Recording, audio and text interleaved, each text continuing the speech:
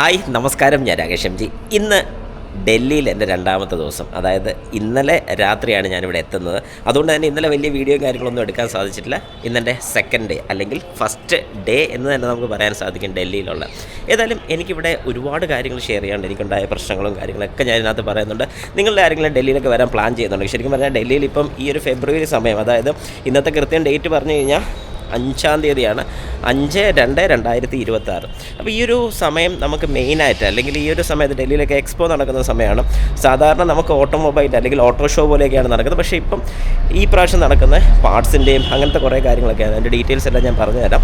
അതുപോലെ തന്നെ എനിക്കുണ്ടായ ഒരു അനുഭവം, ഇവിടുത്തെ ട്രാവൽ കാര്യങ്ങളൊക്കെ, അതുപോലെ തന്നെ സ്റ്റേക്കകത്ത് നിങ്ങൾ ശ്രദ്ധിക്കേണ്ട കാര്യങ്ങൾ, ഇങ്ങനെ ഒരുപാട് കാര്യങ്ങളുണ്ട്. എല്ലാം ഞാൻ വളരെ ഡീറ്റെയിൽ ആയിട്ട് പറഞ്ഞുതരാം. ഏതായാലും ആദ്യം തന്നെ രാവിലെ എന്ന് പറയുമ്പോഴത്തേക്ക് നല്ല തണുപ്പും കാര്യങ്ങളൊക്കെ ആയിട്ട് കിടന്നുറങ്ങി നന്നായിട്ട്. അതുകൊണ്ട് സുഖമായിട്ട് കിടന്ന് ഉറങ്ങിപ്പോയി. അതാണ് ഏറ്റവും വലിയൊരു കുഴപ്പമെന്ന് പറയാനുള്ളത്. അപ്പം ഞാൻ ഏതായാലും പോയി എല്ലാം കഴിക്കട്ടെ. ഇപ്പോൾ സമയം 10 കഴിഞ്ഞു. 10 മണിക്ക് അവിടെ പ്രോഗ്രാം തുടങ്ങുന്നതാണ്. പക്ഷേ താമസിച്ചു പോയി. ഏതായാലും ചെന്ന് വല്ലതും കഴിക്കാം. ഡൽഹിയിൽ ഏകദേശം ഒരു 10 മണിയുടെ തിരക്ക് ഞാൻ നിങ്ങൾക്ക് കാണിച്ചു തരാം.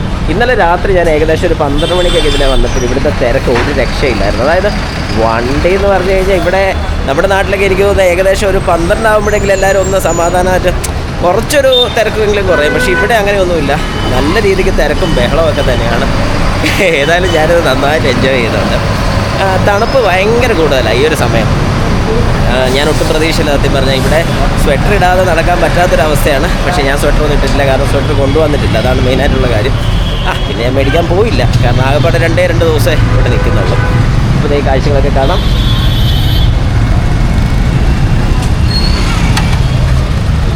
ഭയങ്കര തിരക്ക്, ആർക്കും സമയമില്ല. അങ്ങോട്ടോ ഇങ്ങോട്ടോ തിരിഞ്ഞു നോക്കാൻ പോലുള്ള സമയമില്ല. അങ്ങനെ രാവിലെ ഞാൻ ആദ്യം പൂർണ്ണത്തെ കഴിക്കുന്ന അത് വഴി സൈഡിൽ നിന്ന് ഏതായാലും ഒരു ട്രൈ നടത്തി നോക്കാം. രസമല്ലേ? എങ്ങനെയുണ്ട്? എന്നാൽ പെട്ടെന്ന് ഞാനൊന്ന് കഴിക്കട്ടെ, ലേറ്റായി. അങ്ങനെ ഫുഡെല്ലാം കഴിച്ചു. ഞാൻ ഇപ്പോൾ ഇവിടുന്ന് നമ്മുടെ ലൊക്കേഷനിലോട്ട് പോകാൻ വേണ്ടിയിട്ട് ഒരു ഓട്ടോ ഒക്കെ ബുക്ക് ചെയ്തായിരുന്നു. അപ്പം ഇതിനകത്ത് ആദ്യമൊക്കെ നമുക്ക് യൂബർ ഒരുപാട് റേറ്റ് കുറവുണ്ടായിരുന്നു. ഇപ്പോൾ യൂബർ റേറ്റൊക്കെ ഒരുപാട് കൂട്ടിയിട്ടുണ്ട്. ഞാനിപ്പോൾ റാപ്പിഡോ എന്ന് പറയുന്ന ഒരു ആപ്ലിക്കേഷനാണ്. ജസ്റ്റ് ഓരോ തവണ ഇത് മാറിക്കൊണ്ടിരിക്കും. ചിലപ്പോൾ നാളെ ഇവർക്ക് ഭയങ്കര റേറ്റ് ആയിരിക്കും, അവർക്ക് റേറ്റ് കുറവായിരിക്കും. ഇപ്പോൾ ഓരോ തവണ നമ്മളിവിടെ വരുമ്പോഴും ശരിക്കും ഡയറക്റ്റ് നമ്മൾ ഈ ഓട്ടോയിലോ ടാക്സിയിലോ ഒക്കെ വിളിച്ച് കഴിഞ്ഞാൽ ഭയങ്കര റേറ്റ് ആയിരിക്കും. പക്ഷേ ഇവിടെ ഇപ്പം ഇങ്ങനെ ആപ്ലിക്കേഷൻ ഉള്ളതുകൊണ്ട് വലിയ കുഴപ്പമില്ല. ഞാനിപ്പോൾ നോക്കുമ്പോഴത്തേക്ക് അതിൻ്റെ ഡീറ്റെയിൽസും കാര്യങ്ങളൊക്കെ വരുന്ന ആളുടെ ഡീറ്റെയിൽസും എല്ലാം ഇവിടെ കൊടുത്തിട്ടുണ്ട്. OTP നമ്പറും. ഒരു 3 മിനിറ്റാകും ഞാൻ നിൽക്കുന്നതിൻ്റെ അവിടെ എത്തും. അപ്പോൾ അതൊരു നല്ല കാര്യമാണ്. ഇനിയിപ്പോൾ ഞാനിവിടുന്ന് വെയിറ്റ് ചെയ്ത് ഏതായാലും വാഹനം വരട്ടെ. ഇവിടുത്തെ ഒരു റോഡിൻ്റെ ഒരു രീതി എന്ന് പറയുമ്പോഴത്തേക്കും നമുക്ക് ഒരു രീതിക്കുള്ള ട്രാഫിക്കും ആരും നോക്കാറില്ല. എല്ലാവരും അവിടെ നിന്ന് ഇവിടെ നിന്നൊക്കെ കയറി വരുന്നു. ഹെൽമെറ്റ് ഇല്ല ആർക്കും. എന്നാ രസമല്ലേ? വളരെ ചുരുക്കം ആൾക്കാർക്ക് ഹെൽമെറ്റ് ഉണ്ട്, ചിലർക്ക് ഹെൽമെറ്റ് ഇല്ല. ഏതായാലും കൊള്ളാം. ഡൽഹി എന്നും ഡൽഹിയാണ് നമ്മളെ. ഓക്കെ, എന്നായെങ്കിലും ആവട്ടെ. നമുക്ക് ഏതായാലും പെട്ടെന്ന് ഓട്ടോ കയറിയിട്ട് നമ്മുടെ ലക്ഷ്യസ്ഥാനത്ത് എത്തിയിട്ട് പല കാര്യങ്ങളും അവിടെ നമുക്ക് കാണാറുണ്ട്. ഒന്നും മിസ് ചെയ്യാതെ പെട്ടെന്ന് കാണാം.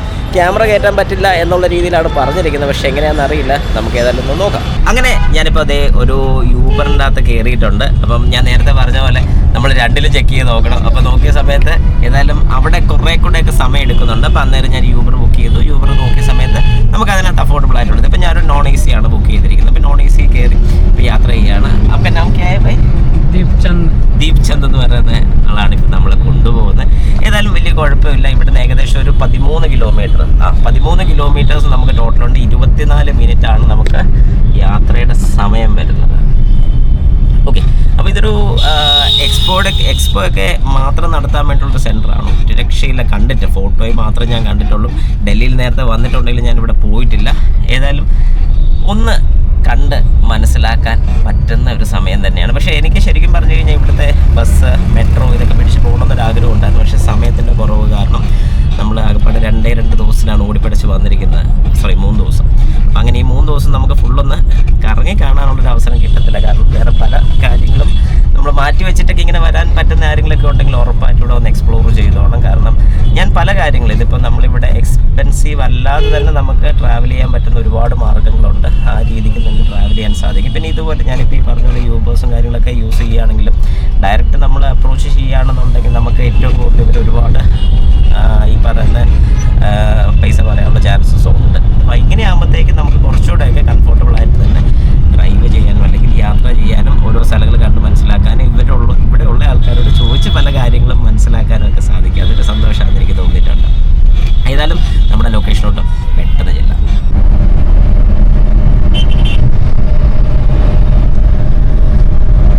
റോഡും കാര്യങ്ങളൊക്കെ നല്ല അടിപൊളിയുണ്ട്. പക്ഷേ വാഹനത്തിൻ്റെ തിരക്ക് ഒരു രക്ഷയില്ല. ഇപ്പോൾ പൊയ്ക്കൊണ്ടിരിക്കുന്ന യശ് ഭൂമി എന്ന് പറയുന്ന സ്ഥലത്തോട്ടാണ് പൊയ്ക്കൊണ്ടിരിക്കുന്നത്. അവിടെയാണ് ഈ പറയുന്നൊരു കൺവെൻഷൻ സെൻറ്റർ അഥവാ എക്സ്പോ ഒക്കെ നടക്കുന്ന സ്ഥലം. നിങ്ങൾക്ക് കാണുമ്പോൾ ഇവിടുത്തെ വഴിയൊക്കെ കണ്ടു കഴിഞ്ഞാൽ തന്നെ അല്ലേ ഒരു രക്ഷയില്ലെന്നുള്ള ആ കാണുന്ന എയർപോർട്ടാണ്. ഫ്ലൈറ്റ് കയറുന്നതൊക്കെ നമുക്ക് കാണുന്നത് പോകുന്നത് കാണാൻ സാധിക്കും.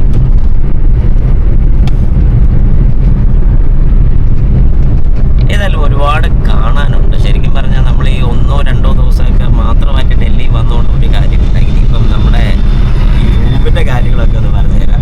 അതായത് ഞാനിവിടെ വന്ന് ഇറങ്ങുന്നത് ഏകദേശം ഒരു 9:30 കഴിഞ്ഞായിരുന്നു. ഫ്ലൈറ്റ് ഇറങ്ങിയ സമയത്ത് കുറച്ച് ലേറ്റായി.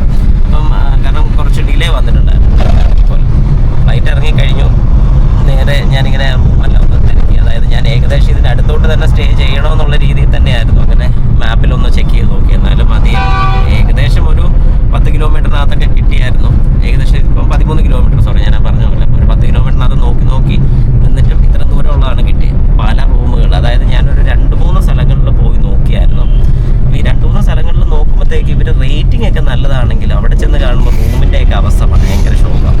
അപ്പം നമ്മൾ സിംഗിളായിട്ട് നിൽക്കാനാണെങ്കിലും നോൺ AC, കാരണം ഇപ്പം നല്ല തണുപ്പുള്ള സമയം, നോൺ AC ഒക്കെ നോക്കുകയാണെങ്കിലും റേറ്റിന് വലിയ കുറവൊന്നുമില്ല.